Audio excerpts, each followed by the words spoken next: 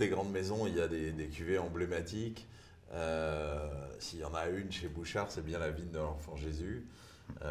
Ce petit Jésus en culotte de velours, c'est ce qu'on nous répétait tout le temps, etc. Mais c'est pas que ça. C'est vraiment un très grand vin. Là aussi, c'est un vin historique. Par contre, ça correspond à un cru particulier. L'Enfant Jésus, c'est pas un cru, hein, c'est un Non, nom. c'est un nom.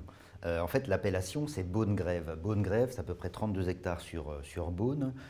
Grève, ça signifie, ce sont des sols graveleux, très drainants, c'est assez argilo-limoneux, mais avec pas mal de gravier.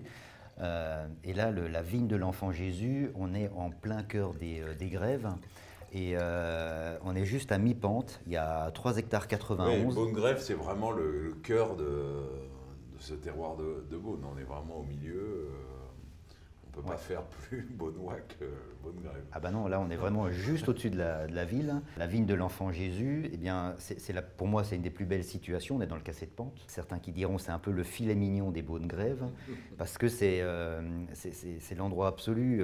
On est juste à mi-coteau, c'est une parfaite exposition, c'est très solaire, ce sont des maturités qui viennent assez vite, drainant mais profond, donc il n'y a pas de stress hydrique non plus. Pendant la vinification, ce que je recherche véritablement, la définition de l'Enfant Jésus, on est sur un nez de fleurs, d'épices, de cuir frais, et c'est un toucher de tanin.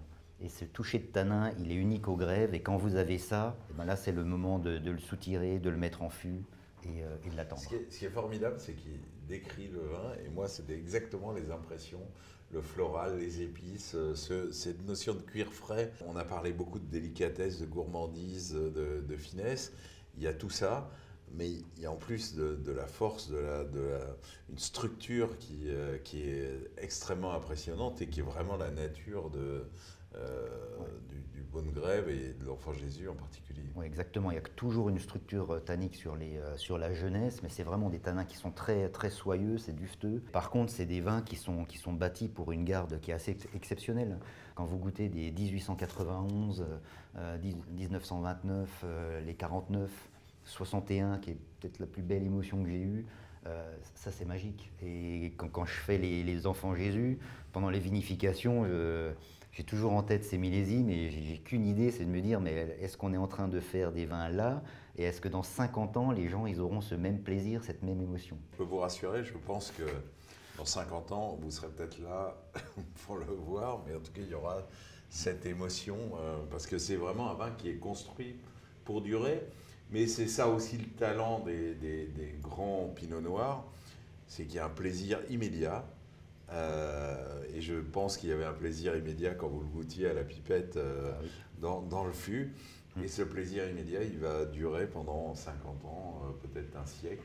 Et ça, c'est quand même une magie qu'on trouve rarement ailleurs. S'il y avait un grand cru sur Beaune, c'est ces terroirs de grève.